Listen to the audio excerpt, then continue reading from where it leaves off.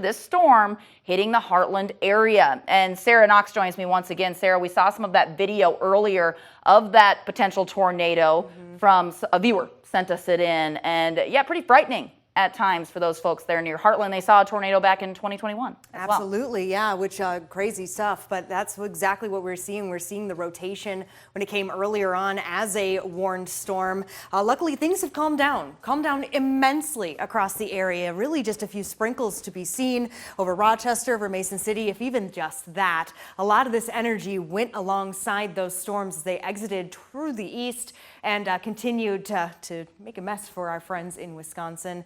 So let's get to it, starting with satellite and radar. Now, this is over the last 6 hours, so kind of showing as we've gone through, or I guess this is just the nope, this looks like it's the last 6, nope, last 3 hours. All right, so it's a loop of the last 3 hours, showing most of the activity has moved on to the point where we're even seeing some breaks in the clouds. That's how calm it is out there right now. Not too bad, really, and still feeling pretty warm, still feeling pretty humid. We still have an atmosphere that's generally ripe for storms, ripe for a lot of rainfall too. We'll be touching on that in just a moment, though. I do want to zoom in. I told you we'd talk about some storm reports, so we're going to start with a few of these right here. This near Heartland, we just saw all the damage there. I'm going to step out of the way real quick so we can see.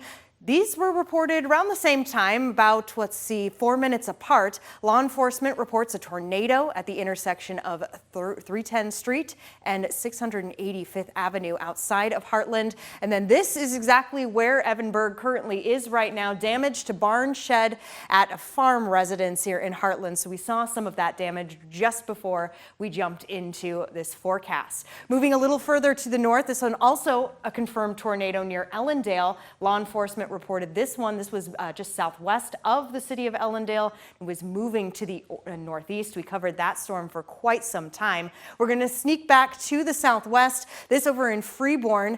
Law enforcement also confirming a tornado over Freeborn Lake. This was around 4 p.m. relayed by county emergency. Tornado was gaining strength as it was moving through. And then we're going to sneak a little further to the south. This is I-90 right here. Many reports coming in about a tornado and a funnel cloud. That's what this one is over near Alden. So this one coming in a little after that tornado watch went into effect. We're going to quickly touch on rainfall totals. This is just the past 12 hours. This is not the storm total, just the past 12 hours. Look at Houston. Wow, 3.7, at least almost there. 3.7 inches of rainfall. St. Ansgar over 1.5 inches. We kind of go down from there, but still some very impressive numbers for sure. As we get to Preston, Charles City, we're under that 1/2 inch, but still good chunk of rain just in the past 12 hours. With more on the way. I keep mentioning how the atmosphere is still prime for storms. We're seeing temperatures in the 70s, not bad. That's about where they were this time yesterday. It's the dew points that grab my attention. They are still in the 70s, at least for the most part.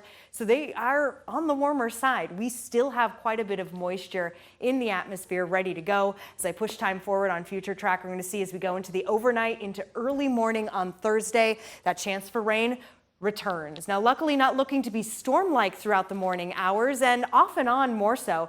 It's once we get into the afternoon. This is around 1 p.m. We start to see the chance for some showers and, yes, some storms once again. This chance continues through the afternoon hours. So again, we're not done with the rain, with the chance for some severe weather. Once again, kind of the same time frame. We're talking around that 3, 4, 5 p.m. time frame.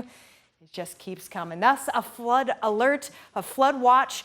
It is in effect as we speak until 1 p.m. tomorrow. We'll see if any of these areas go into flood warning. Flash flooding is a possibility with some of these storms.